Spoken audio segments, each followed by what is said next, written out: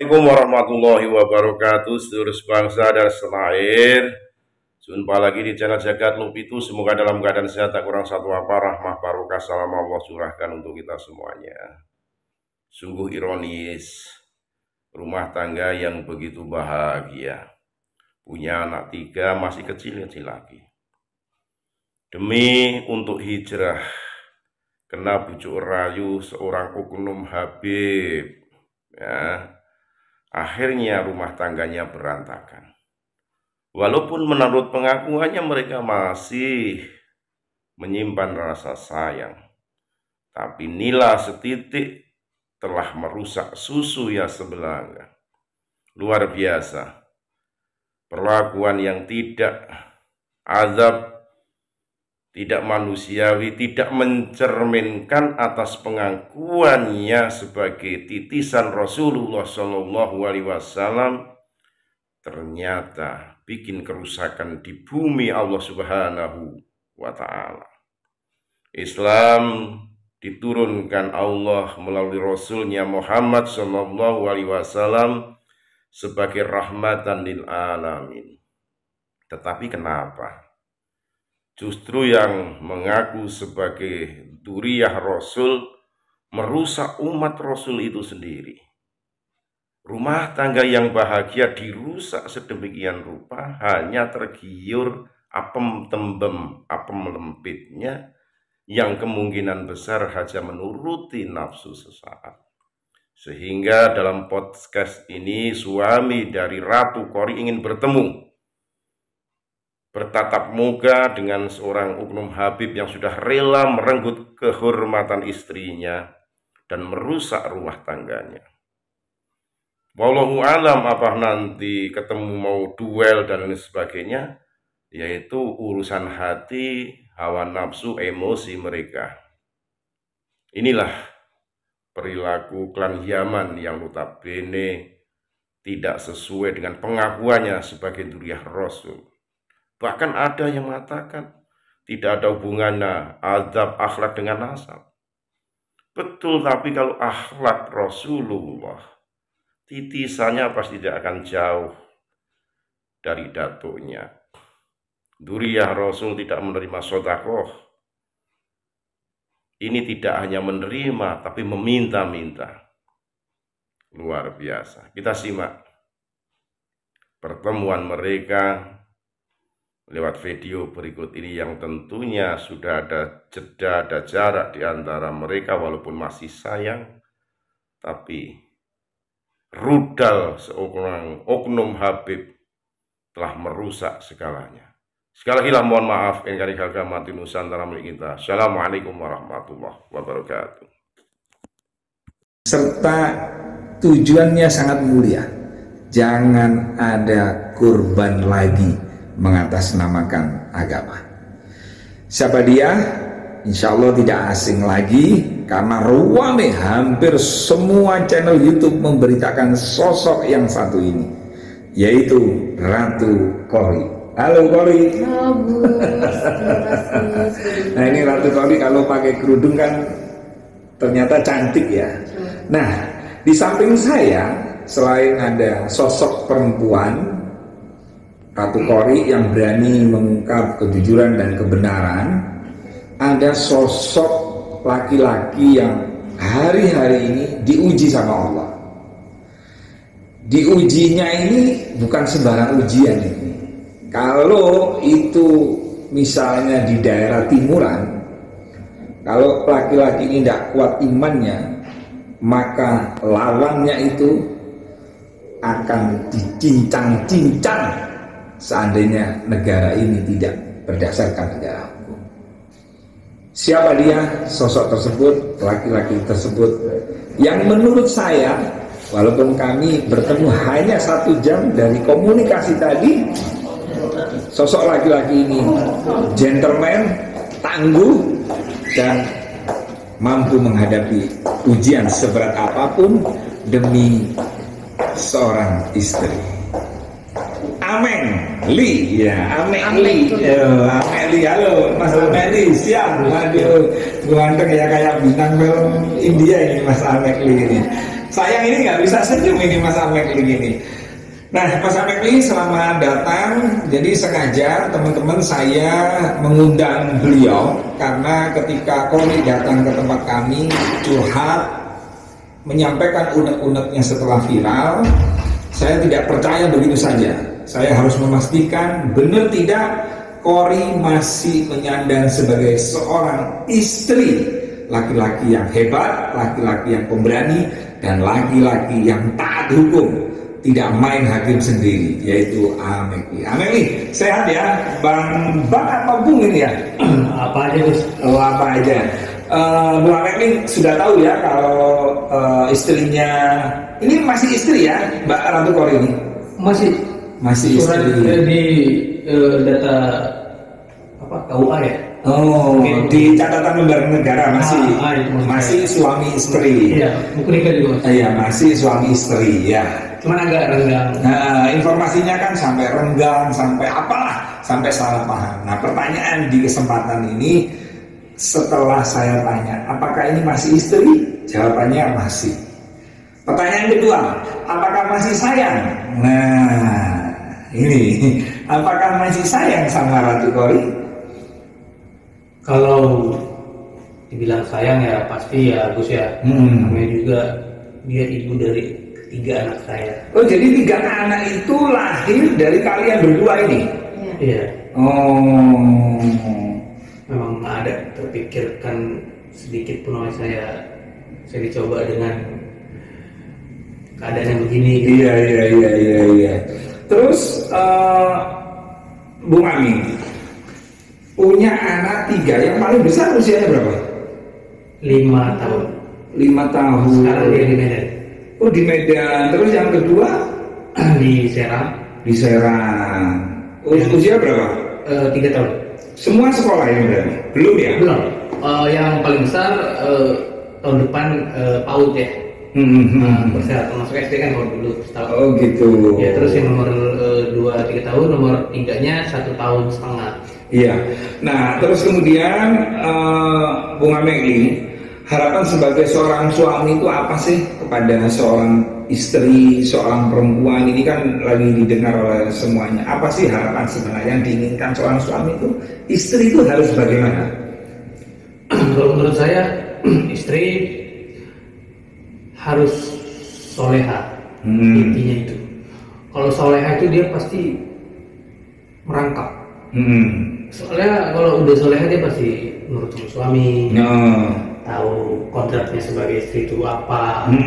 Kalau keluar rumah nggak harus pamit. Menyediakan makan, dan ya seperti istri pada umumnya lah. Iya. Nggak mulu juga saya. Sebenarnya nggak mulu-mulu ya. Iya. Kalau mau masak ya masak. Kalau lagi males kita beli. Nggak masalah saya. Karena saya di rumah juga bantuin. Kalau lagi dia sibuk, saya mau kadang nyuci, ngepel, nggak masalah. Oh gitu. Iya. Masya Allah. Tapi kalau saya lagi nggak capek, kalau saya capek, saya pulang tidur lah. Iya. Nah, Kori, nah sebelum ini menarik sebenarnya, saya mau ngorek-ngorek lagi tentang hati dan perilaku suami kepada istri. Saya mau tanya nih sama Mas Ameng ya. Nah, menurut Kori nih, tadi kan sudah cerita nih Ameng.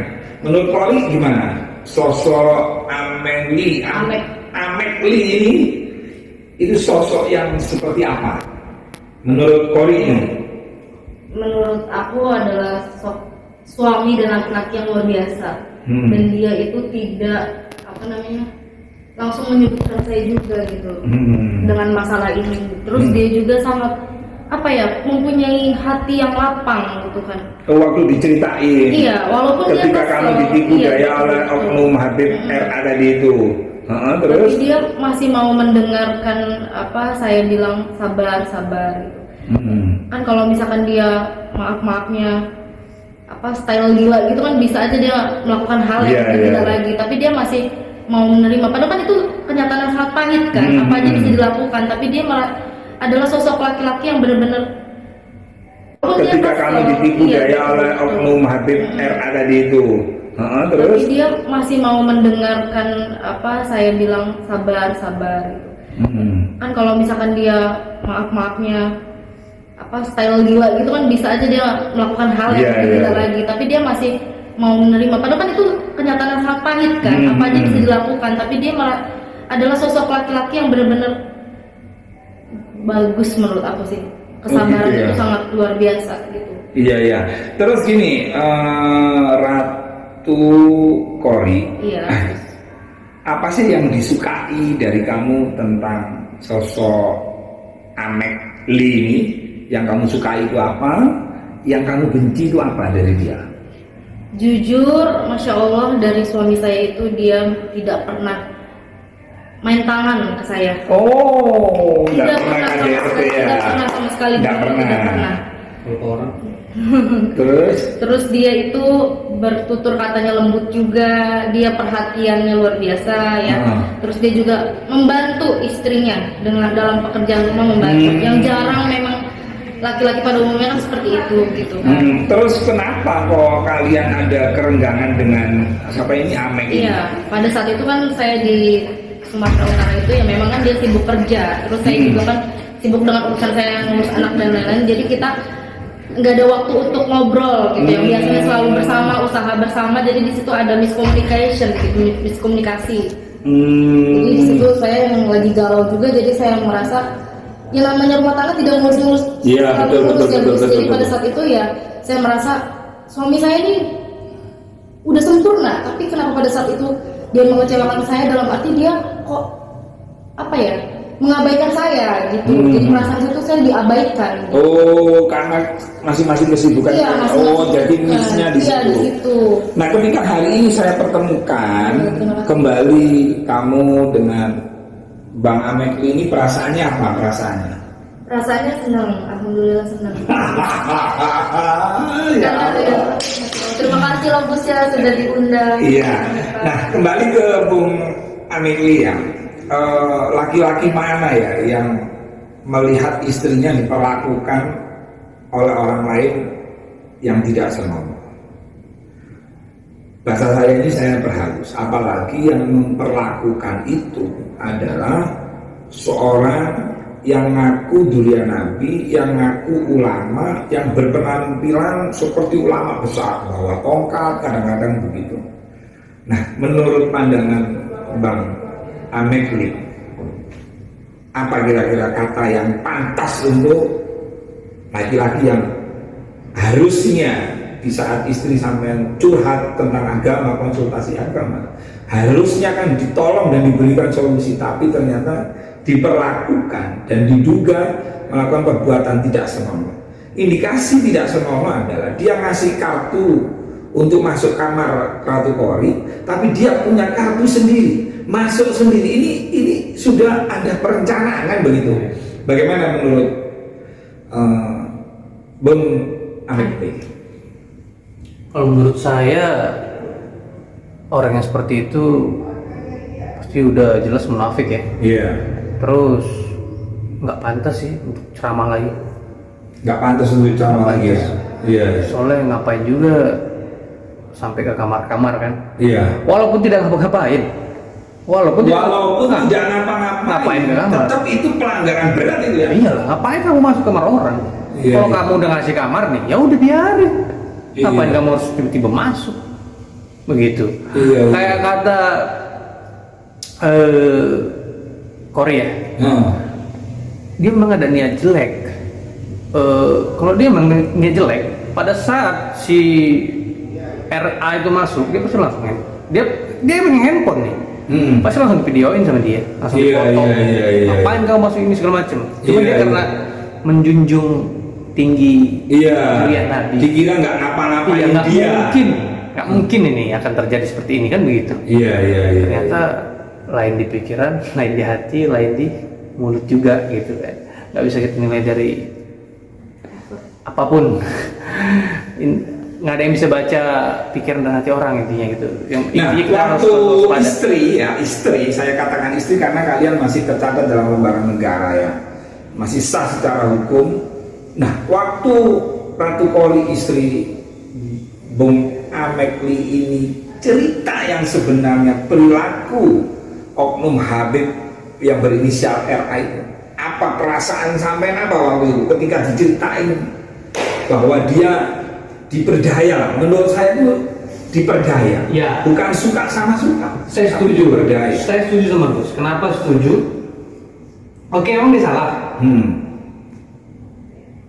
Tapi kalaupun dia salah, dia ini wanita yang mau belajar. Dia bukan ustazah, dia orang biasa, dia juga perlu dibimbing. Seharusnya yang lebih mengerti si RA. Iya, dong dia ulama. Iya. Dia ngaku cucu Nabi. Apapun ceritanya, dia yang harus lebih mengerti. Betul. Seharusnya disudahi saja gitu. Sudah ngobrol, udah kamu harus musuhin nurut gini. Dijabarin lah apa tugas istri. Udah, kamu pulang ada ongkos nggak misalnya? Iya. Sudah dikasih ongkos kan? Ya udah kamu pulang ya sama anak saya. Jadi nanti kalau kita mau bisnis atau apapun, bisa hubungi saya lagi. Nanti kita ketemu lagi. Suami kamu suruh ke Jawa, beres. Kalau betul. Bisnis. Kalaupun ingin ngobrol, dia harus di tempat terbuka. Iya. Harusnya begitu. Iya. Berarti dia memang ada niat jahat. Dia akan mengarahkan ke kamar. Indikasinya ini sudah tahu. Gitu. Makanya saya juga walaupun dia salah, saya kasihan. Luar biasa. Kasihan nih, analisa saya kasihan dia. Ini luar biasa. Dia bijak sekali. Depresi ya pada saat itu, dia sampai sekarang. Oh ya, di saat itu dia depresi. Iya banget. Ini cerita yang sebenarnya perilaku oknum Habib yang berinisial RA itu. Apa perasaan sampean apa waktu itu ketika diceritain bahwa dia diperdaya? Menurut saya itu diperdaya. Ya. Bukan suka sama suka. Saya setuju. Berdaya. Saya setuju sama Gus. Kenapa setuju? Oke, emang dia salah. Tapi kalaupun dia salah, dia ini wanita yang mau belajar. Dia bukan ustazah, dia orang biasa, dia juga perlu dibimbing. Seharusnya yang lebih mengerti si RA. Iya, dong dia ulama. Iya. Dia ngaku cucu Nabi. Apapun ceritanya, dia yang harus lebih mengerti. Betul. Seharusnya disudahi saja gitu. Sudah ngobrol, udah kamu harus musuhin nurut gini. Dijabarin lah apa tugas istri. Udah, kamu pulang ada ongkos nggak misalnya? Iya. Sudah dikasih ongkos kan? Ya udah kamu pulang ya sama anak saya. Jadi nanti kalau kita mau bisnis atau apapun, bisa hubungi saya lagi. Nanti kita ketemu lagi. Suami kamu suruh ke Jawa, beres. Kalau betul. Bisnis. Kalaupun ingin ngobrol, dia harus di tempat terbuka. Iya. Harusnya begitu. Iya. Berarti dia memang ada niat jahat. Dia akan mengarahkan ke kamar. Indikasinya ini sudah tahu. Gitu. Makanya saya juga walaupun dia salah, saya kasihan. Luar biasa. Kasihan nih, analisa saya kasihan dia. Ini luar biasa. Bijak sekali. Depresi ya pada saat itu, dia sampai sekarang. Oh ya, di saat itu dia depresi. Iya banget. Ketemu orang yang menurut dia ya bisa fan lah, dipuja, dianggap bisa memberikan solusi. Ternyata malah hanya memberikan ilusi aja. Gambaran-gambaran yang itu ya tujuannya minta gratisan aja sebenarnya kan. Iya. Cuman yang pemirsa yang membuat saya salut dan hormat ya sama laki-laki tersebut, memang jarang loh laki-laki yang mana istrinya yang masih sah terus kemudian diperlakukan tidak senonoh atau bahasa kasarnya itu ditiduri, terus suaminya masih menerima. Ini ya Allah, terharu saya. Nanti untuk Amek saya ada sebagai bentuk hormat dan takdim, karena rata-rata ketika istri sudah diperlakukan begitu, biasanya suami itu karena ego, udah kita cerai aja, kita pisah aja. Tapi siang hari ini subhanallah, saya bangga saya bisa bertemu dengan kalian yang mungkin menurut Ratu Kori merasa paling hina karena mengkhianati suaminya, padahal bukan mengkhianati, dia tidak berdaya sebenarnya. Di saat itu dia tidak karena dia nggak menyiapkan apa-apa, nggak bawa baju kan, itu dia. Justru oknum Habib ini yang menyiapkan segala sesuatunya kan itu. Nah, maka dari itu ini sangat menarik sekali.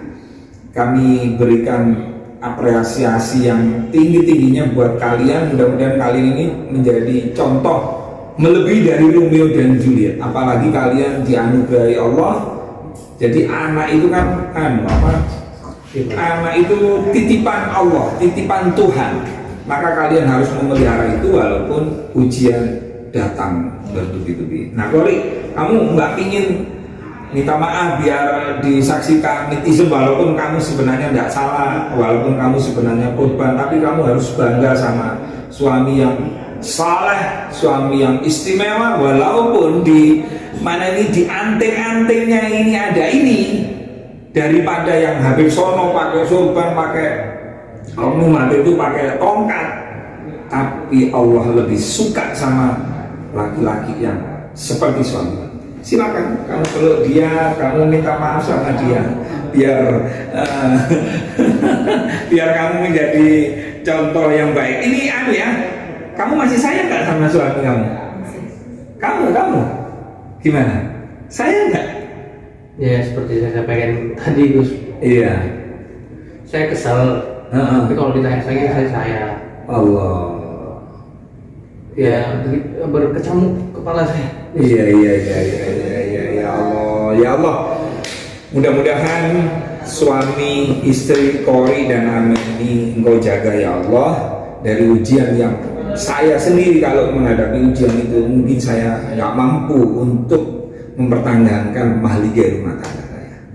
Saya Ovi undur diri dan terima kasih. Wallahul muwaffiq. Wassalamualaikum warahmatullahi wabarakatuh. Ya, terima kasih ya Mas Ahmed, terima kasih.